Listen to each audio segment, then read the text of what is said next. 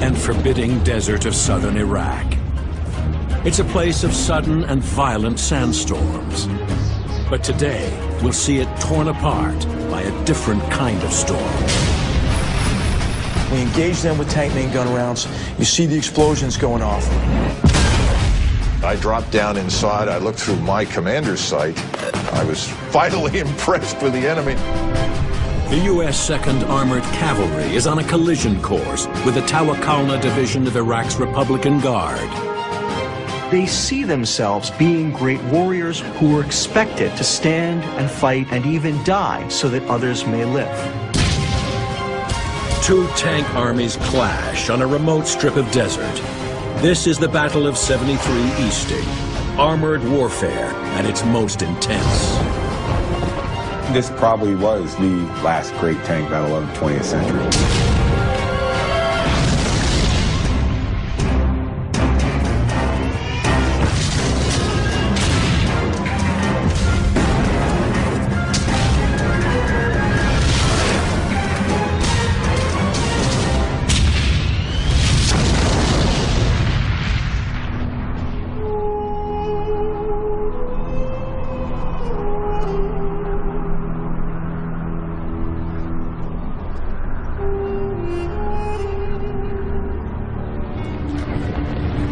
February 24th, 1991. American tanks roll across the Saudi Arabian desert toward the Iraq border.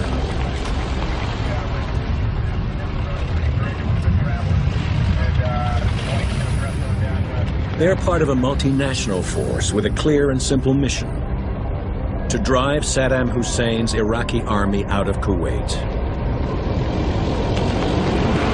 Coming out of the Iran-Iraq War, Saddam has two problems. He has a great big military with nothing really for it to do. The other problem he has is that he has devastated Iraq's economy as a result of the Iran-Iraq War. And so when you're Saddam Hussein and you need money, when you need it, you do what comes natural. You rob the piggy bank next door. And in this case, that piggy bank was Kuwait. Iraqi armor and infantry overrun the oil-rich emirate in just 36 hours. Saddam ignores the United Nations demand for an immediate withdrawal. And the UN sends an American-led coalition of 620,000 to show him they mean business.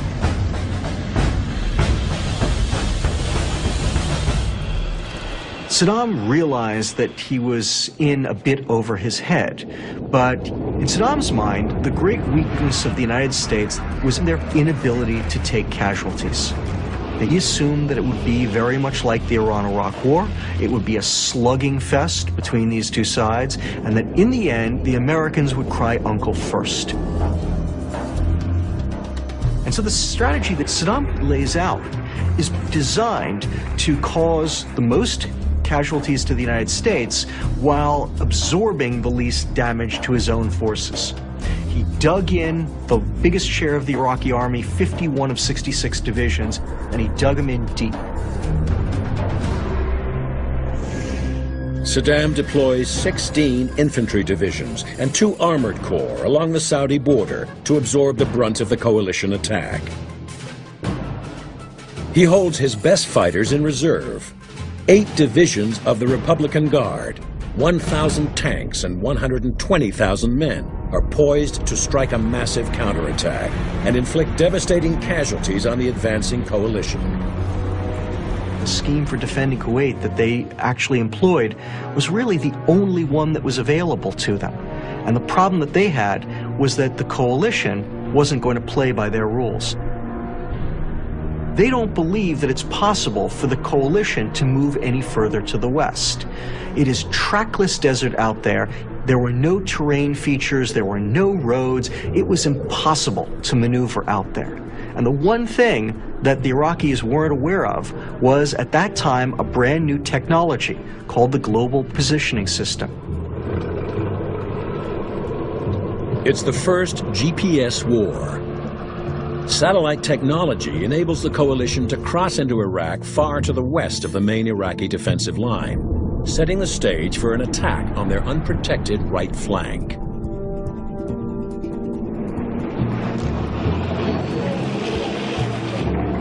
At 1300 hours, the U.S. 7th Corps breaches the sand berm, marking the border between Iraq and Saudi Arabia.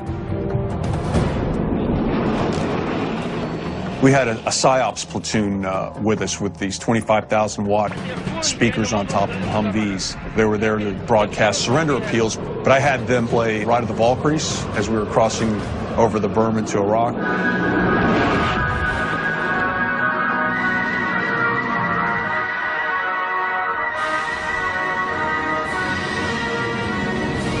It's kind of cool watching it, but there was nothing there.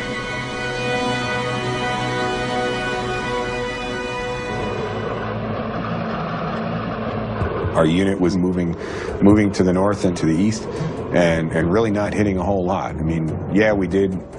We had some reconnaissance units we ran into, but after a couple of shots at us, they would give up.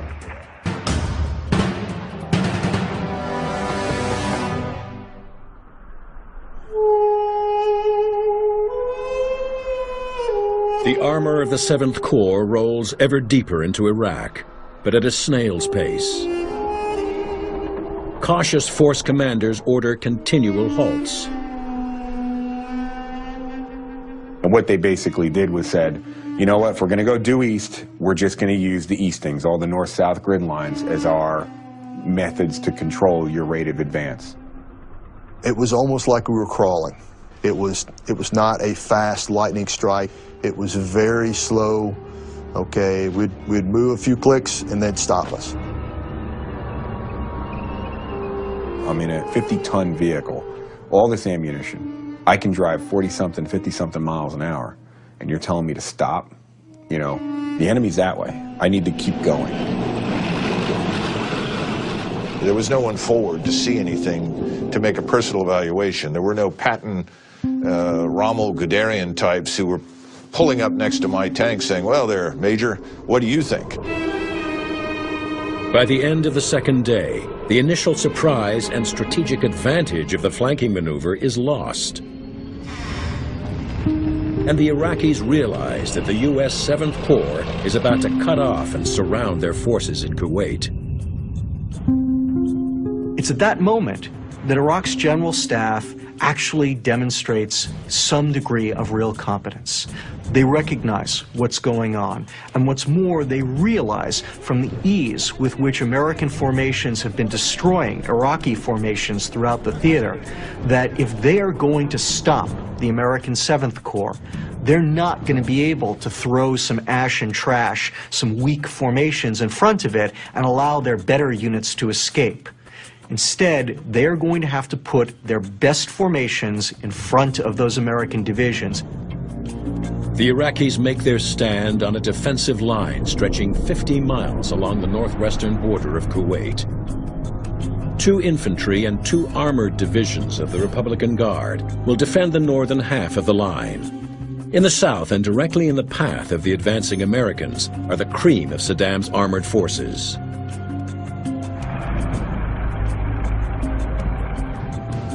And they saw themselves as Republican Guards as being the best of the best, Iraq's elite, professional warriors, not conscripts, who were expected to stand and fight and even die so that others may live. We respected them. We knew that they were capable of some serious destruction, and we knew there were a lot of them. They got tons and tons of equipment. We respected that. We were real worried about their armored vehicles. And of course, our biggest fear was the T-72 tank. The Iraqi version of the T-72, known as the Lion of Babylon, is the backbone of the Iraqi Armored Corps. Its 5-inch main gun can destroy targets over 2,000 yards away. It's a 41-ton monster, plated with armor that is in places a foot thick. Still, it can reach a speed of 42 miles per hour. This makes the T-72 one of the fastest and most lethal heavy tanks in the world. And Saddam has more than 1,000 of them deployed along the Republican Guard's defensive line. They're supported by hundreds of armored vehicles, including the Soviet-designed BMP. The Republican Guard seems ready to take on all comers. Heading straight for them is the U.S.-led 7th Corps, with hundreds of M2 Bradley fighting vehicles and well over 1,000 tanks. The most powerful of these is the M1A1 Abrams main battle tank. The Abrams is armed with a 5-inch high-velocity cannon and protected by composite armor that's as tough as 24 inches of pure steel. It's 1.5 times heavier than the T-72, but just as fast, making it the most powerful tank on the battlefield.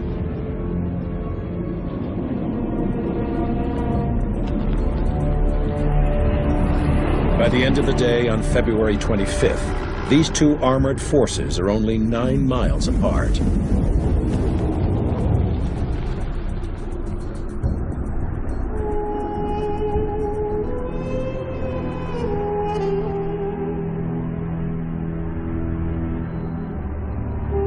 The morning of the 26th, very early, perhaps 4:30, 5 o'clock, I can't remember precisely, we suddenly get a change of orders and essentially find and destroy the Republican Guard for all intents and purposes. It got to the point, sort of late morning, early afternoon, where you couldn't see more than perhaps 20, 30 yards. All of a sudden, we're about to go into combat against the one real enemy that we had practiced to defeat, and suddenly our visibility is terrible. But the Abrams is up to the job.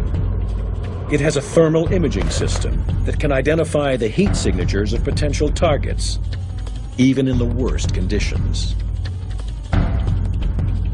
So we're moving in this very limited visibility. And we begin to identify some hot spots. As McMaster's platoon approaches 73 Easting, a line of longitude on the map, he encounters a Tawakalna Division forward outpost. It's manned by infantry with anti-tank guns and rocket-propelled grenades. And it was at this point that we first received fire from the enemy.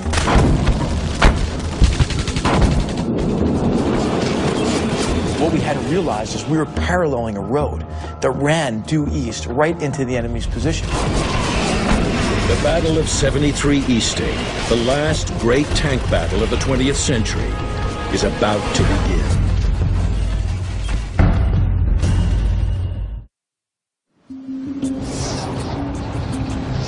February 26, 1991. It's been 2 days since the U.S.-led international coalition invades southern Iraq in an attempt to outflank Iraqi forces and drive them out of nearby Kuwait. In response, the Iraqis establish a defensive screen, deploying 5 divisions of Saddam Hussein's elite Republican Guard, including the fully mechanized Tawakalna Division.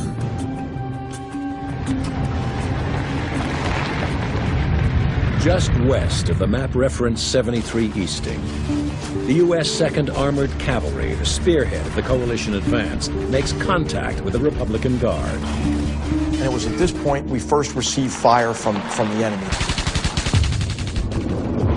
I then pull up our 9 tanks online, all of us oriented on this village.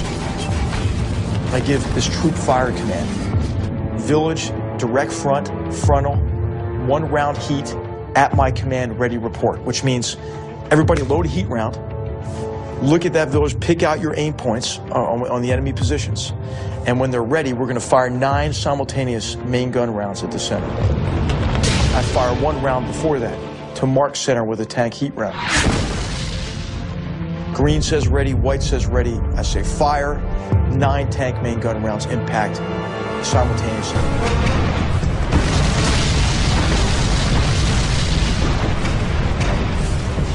Now, we get the word, continue your move to the east. And it's at that point I just get this gut feeling, I get this feeling that we're about to make contact with a defending enemy force. And I make the decision to go into a tanks lead formation. That means positioning the Abrams tanks in a rolling wedge, with the more vulnerable Bradley fighting vehicles tucked in behind for protection. This formation places McMaster's big guns forward, ready for whatever lies ahead. So my tank comes up over that crest. And again, remember, it's a sandstorm, right? You can't see very far, but it is if the sandstorm just lifted. I mean, as soon as we came over that ridge, it was some weird environmental factor, but it was like a curtain lifted. And what I was confronted with was the enemy defensive position. They were deployed in a reverse slope position, which is designed to minimize the amount of time and the amount of distance that an attacking force actually has before it can start to fire on the defenders. Unfortunately, they didn't count on the sophisticated optics and fire control systems of the U.S. M1 tanks, which made their thinking entirely obsolete. I could see 8 enemy tanks in defensive positions, and I said, fire, fire, sabot, which means we had a heat round in, and it means the next round going in that gun is going to be a sabot tank, armor defeating round. The Abrams tank carries 2 types of high-velocity ammunition. The sabot, an armor-piercing dart made with high-density depleted uranium, and the high-explosive anti-tank round, a shaped charge projectile which can bore through heavy armor. We engaged that first tank with a heat round. That fireball blows the tank commander out of that tank. And then ultimately there's a secondary explosion that blows the turret off that tank. My gunner traverses left, hits with another tank.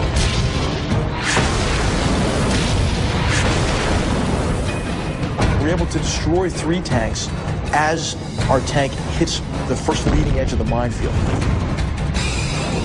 I looked to the right and I saw what looked like explosions to the left front of McMaster's tank. And I couldn't tell if these were mines or artillery fire again. And my gunner, Dewey Jones, pipes up and says, "Holy shit, look at this."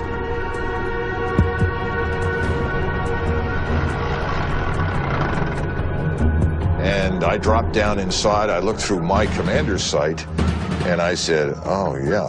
I was finally impressed with the enemy. Here were, rows, literally 10, 15 tanks spread right across to the front, and you could see that these tank guns were moving. And I imagine, since these were manual T-72s, the poor Republican Guard was in there busily cranking to get the guns around towards us. Then all of a sudden, my tank went into a minefield. And this thing rocked this 70-ton tank. A fireball went over it, knocked me down to the turret floor. And fortunately, my driver was very tough-minded. "So what the hell was that?" And I said, "Don't worry about it, keep driving." As we were coming out of the minefield, we had a couple of tanks to our front. It was, "Sir, I got tanks to my front." And I'm looking at the damn tank that we're about to take under fire, and the gunner hesitated. "Sir, can I shoot? Can I fire?" I said, "For God's sake, shoot!" We swung to the next one and fired. And in the meantime, I could see that Eagle Troop was taking enormous numbers of vehicles under fire.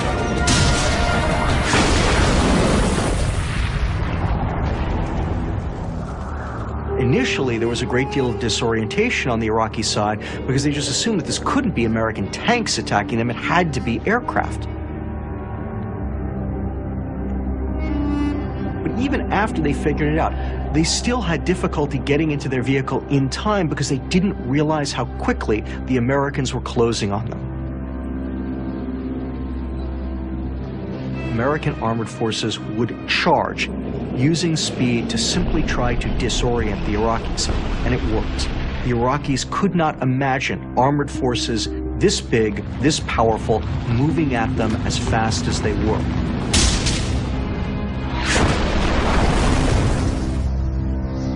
It's a tactic developed by General Erwin Rommel, the great World War II German tank commander. And the M1A1 Abrams is ideally suited for this kind of warfare. The gun stays right on target. It has a geostabilized system, and I mean, you can be moving out at 40, 50 kilometers an hour, going over bumps and firing.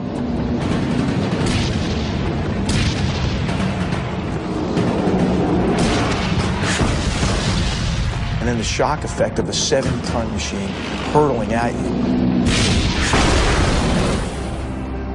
I think this is the blow from which the enemy could never really recover. We were now on top of their command post, and we entered their reserve position. And just in like typical Soviet doctrine, they had put their tank reserve like a coil, but we moved too fast. They couldn't get out of their coil in time. They were just starting their engines. I looked at an enemy tank commander, looked over his shoulder at me. I could see the expression on his face, and we engaged that tank at very close range. And you couldn't tell the difference between the enemy tank being hit and our gun going off, and just big hunks of metal, blue sparks arced right back over our heads. And then the rest of our tanks came up, and we destroyed these tanks in their assembly area.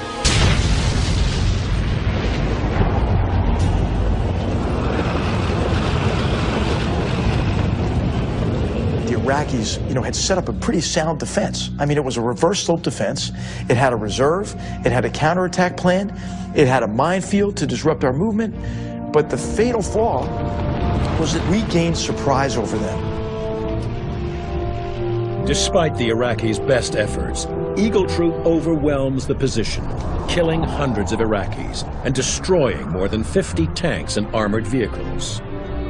It's the opening round in a furious tank battle that will soon be fought across a much larger front. 5 miles to the north, the 2nd Armored Cavalry's Ghost Troop slowly makes its way through the blinding sandstorm. In the reduced visibility, they have lost touch with Eagle Troop.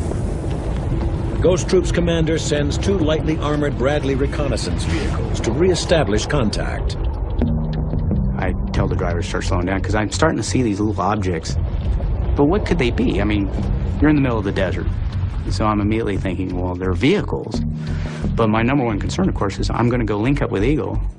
Maybe that's Eagle. Maybe that's not.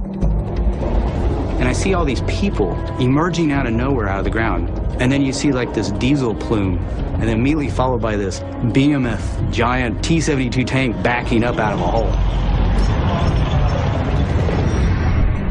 That must be enemy. Now I'm seeing a lot of activity. Turrets start moving, and I'm like, oh, shit, where is Eagle Troop?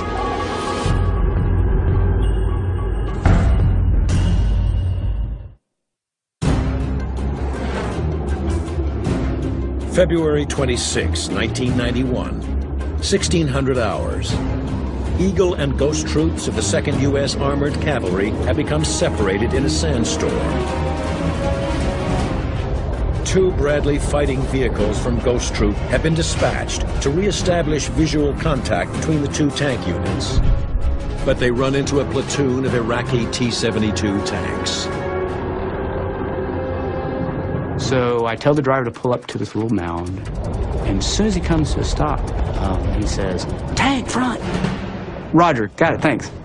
And he goes, no, there's a tank to our immediate front. He goes, "I see it." No, you don't understand. There's a tank to our front. And I just get up, push myself out of that turret, and I look down, and I go, I'll be damned. Well, what happened is I didn't realize the little mound of dirt that I told him to pull up front was a T-72. I just grabbed the commander's override, max deflect the 25mm cannon. And then I said, we're scouts. We don't go toe-to-toe with tanks. We need to back up a little. Well, now I'm seeing all these a lot of activity. And the turrets start moving, and I'm like, oh, shit, where is Eagle Troop?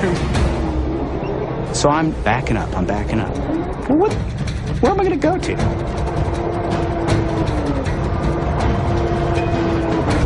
Okay, Sergeant Wonder, raise the missile.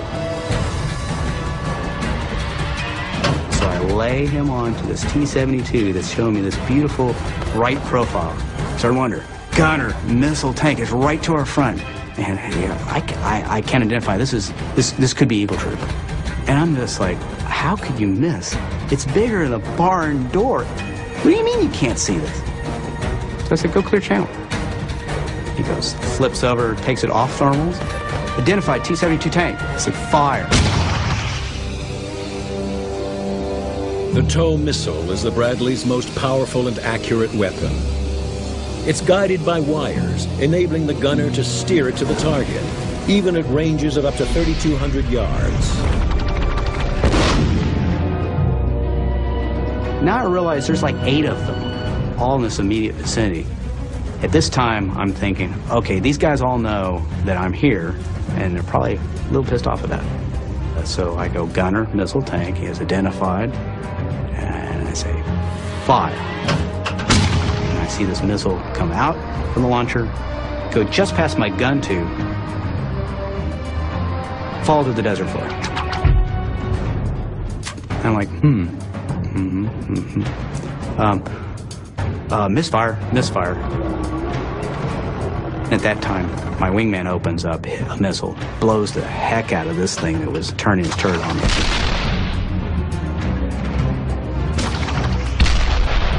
Then it occurred to me, we both have shot both our missiles. And we both have to our front at least 8 T-72 tanks.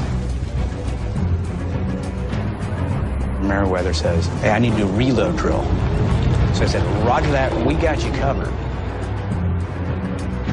And I told Sergeant Wonder, all right, whatever we do, we're going to keep firing and firing until we can't fire no more. And he starts firing 25mm cannon into this thing. And it's bouncing off the turret. I had my gunner, he said, sir, it's bouncing off. You know, we're just pissing it off. And my intent was, look, better us than my wingman who's standing there, you know, basically naked. I'm thinking, well, I wonder how long it's going to take that gunner and commander to shoot me while I'm sitting there pinking it with a 25mm cannon.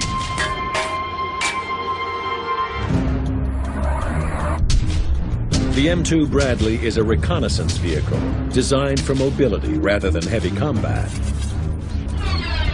It is equipped with a 25mm main cannon capable of firing high explosive rounds.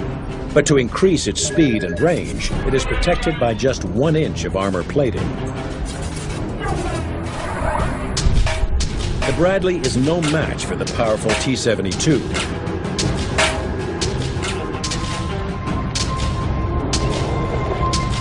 Then at that time, my wingman reported up.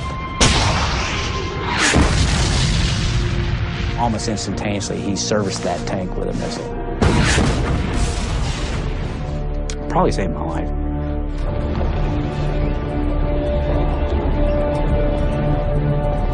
So out of the sandstorm and a lot of smoke now on the battlefield, emerged a couple of Eagle Troop Bradleys, slowly approached me from the right. And he pulls up next to me, and he screams at the top of his lungs, "There's tanks over there!" I go, "I know!"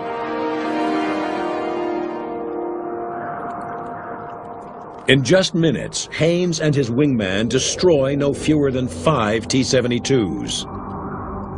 But this is just one strong point in an Iraqi defensive line stretching across a 50-mile front that is in places 6 miles deep. To the north, Ghost Troop continues through the sandstorm. Unaware, they are moments away from contact with the main line of Iraqi defense. We're slowly moving forward, and when I mean slowly, I mean about as fast as a man can walk.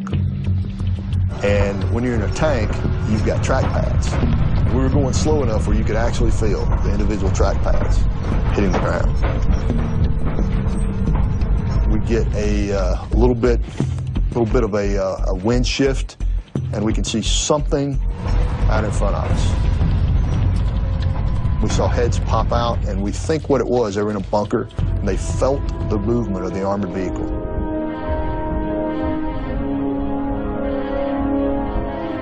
The bunker is barely recognizable because it's cold. But when the bodies come out of it, they're white hot. They're glowing hot. They're so white on your background. And so they're running from one bump to another. But I can figure out if they're coming out of something, running to something, that's probably a vehicle. Told the gunner to shoot the vehicle. Immediately followed just a second or so later by a heat round from Ghost 6. So we shot it, and this thing exploded, and the next thing I know, my other tank platoons have seen similar things to what I was seeing, and they started engaging.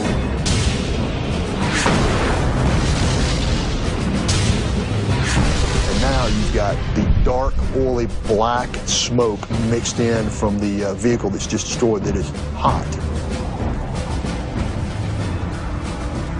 You can see people and things moving behind it.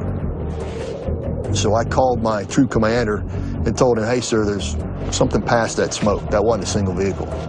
I want permission to move up and poke my nose through the smoke. I said, yeah, okay, Roger, makes sense.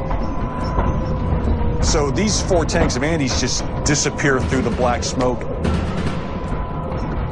And then it is just absolute Armageddon. I can see rounds being fired, I don't know whether it's friendly, I don't know whether, they're being attacked. And I'm trying to raise Andy on the net. And, as I'm watching this, it's like, okay, Captain, what are you going to do now?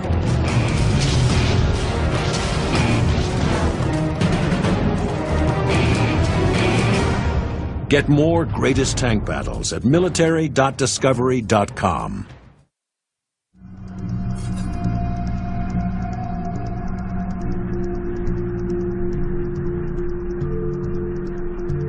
February 26, 1991. The remote desert of southern Iraq erupts in a fierce tank battle between the U.S. 2nd Armored Cavalry and the Tawakalna Mechanized Division of the Iraqi Republican Guard.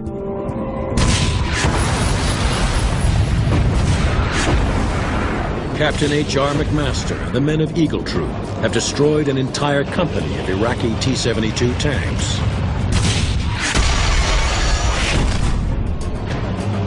Now Lieutenant Andy Kilgore and Ghost Troop are about to experience their own baptism of fire. At that time, 7th Corps was 4 M1 Abram tanks. There was 110,000 soldiers behind me. There was nobody in front of me.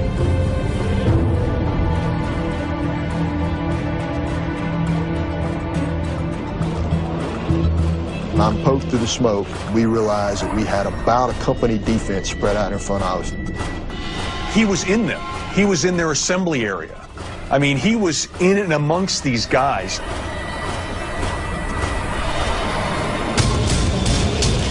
I mean, he basically, it's like, he opened the front door and just started shooting.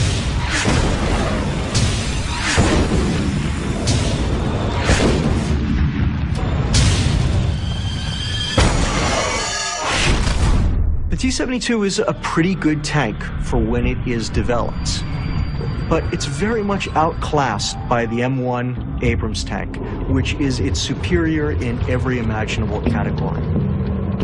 Its armor can take anything that the T-72 has to throw at it, whereas the T-72 gets sliced open like a hot knife going through butter. The Soviets had a different theory on storage of ammo than the Americans. They've got the ammo basically stored around their hull.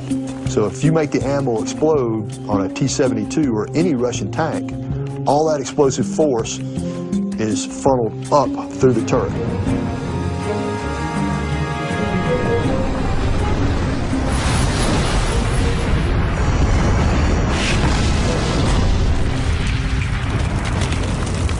Ghost Troop fires repeatedly until the Iraqi tank company is all but destroyed. But the men of the Tawakalna Division won't give up. They saw themselves as being the best of the best, Iraq's elite. They manned their positions, they manned their vehicles, they fought back hard, they didn't surrender, and they died fighting. In many cases, the Americans had to kill every single member in an Iraqi squad or a platoon to get these guys to stop fighting. And I'm looking over, and I can see past my wingman to my platoon sergeant. And I see an Iraqi jump up in front of him with an RPG. Iraqi is probably 50 meters in front of the tank. He slewed the gun onto the target. The gunner, very excited to see a guy pointing an RPG straight at him. Instead of flipping the coax, he just pulls the trigger. And he hit him what looked to me about center mass with a heat round. 120 millimeter projectile, about like that, in the center of the guy's chest. It looked like he imploded. The guy's body's just picked up and thrown away like a leaf. In just a few minutes, Lieutenant Kilgore's platoon kills dozens of Iraqis and destroys 4 tanks and 9 armored vehicles. When I finally destroyed all the vehicles that we could see, I got back up on the troop net, called in a spot report to the troop commander, who was not very happy with Lieutenant Kilgore at that time, since I'd been engaged with him for a few minutes and not reporting. I said, you ever pull any stuff like that? I'll put a bullet in you myself. But as it turned out, in hindsight, that was the absolute right thing to do, move forward that smoke, because basically he took the initiative away from the enemy. Despite heavy losses, the Iraqis won't quit and launch a counterattack in an attempt to halt Ghost Troop's advance.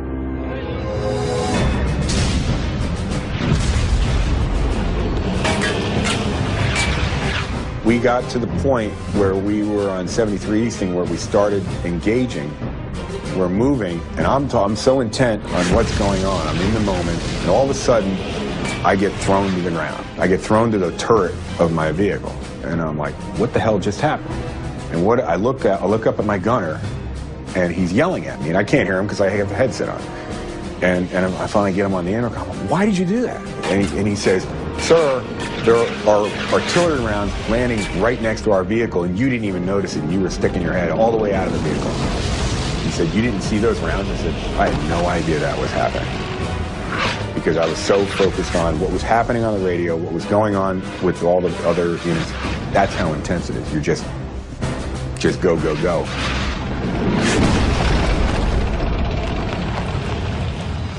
They saw that we were attacking from their flank, so they tried to move out and come around on our flank. What that ended up doing was that gave us a bunch of silhouettes moving across our front.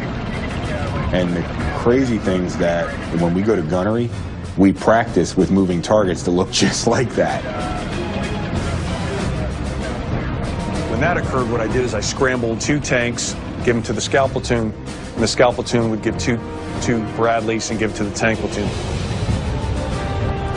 By scrambling Bradleys and Abrams tanks in combined fighting units, Sartiano creates a lethal see and shoot combination. The Bradleys, with their superior targeting systems, pinpoint targets for the tanks, which then open fire with their high-velocity 5-inch guns, able to unleash a deadly accurate round every 4 seconds. Can you imagine putting something that's about as round as a grapefruit 2 miles away onto something that's as big as, a little bigger than a van? That's unbelievable.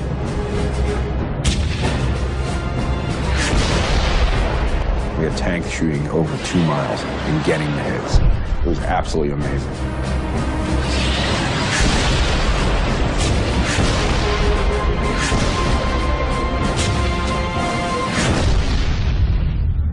All of a sudden, I remember it was Jeff Garwick said, Sergeant Mulder has been hit. And all of a sudden, the whole troop net just went silent.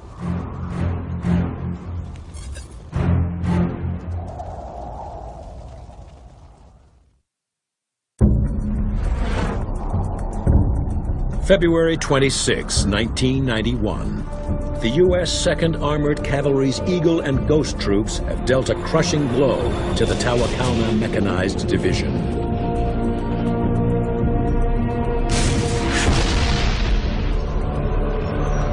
But just as it seems they will emerge from the battle unscathed, one of Ghost Troop's Bradley fighting vehicles takes a direct hit.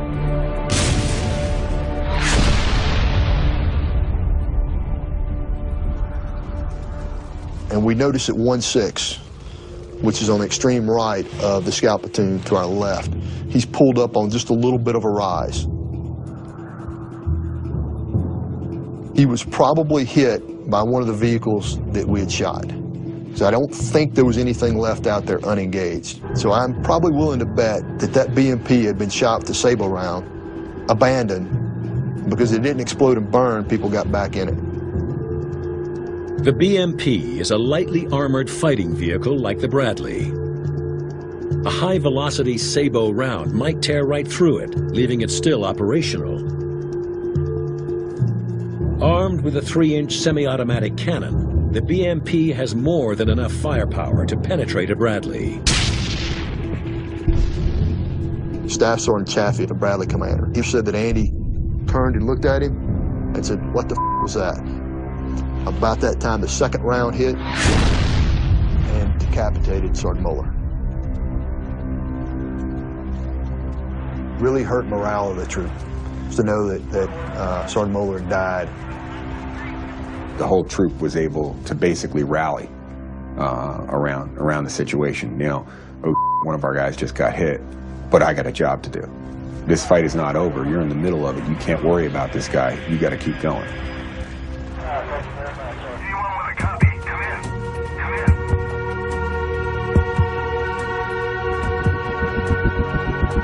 The Battle of 73 Easting is all over in just 90 minutes. American casualties are remarkably light. 1 killed and 12 wounded. For the Iraqis, however, the toll is enormous. The Tawakalna was wiped out in the fighting against the U.S. 7th Corps.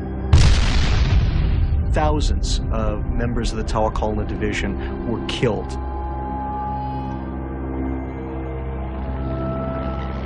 They started out the battle with about 200 tanks, and barely 24 were able to pull back off of it later on. You know, after the attack, we ran out and then captured some additional enemy prisoners.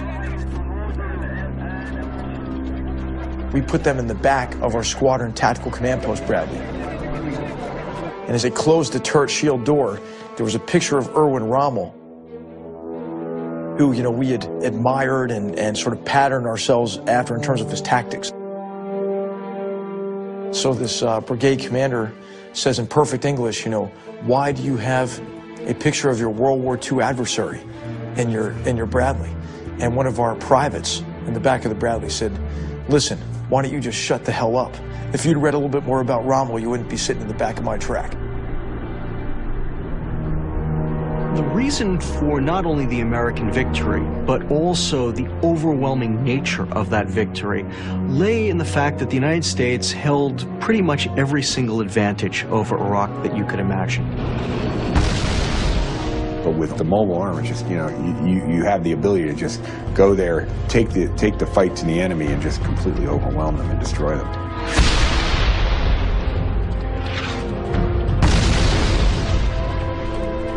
This probably was the last great tank battle of the 20th century.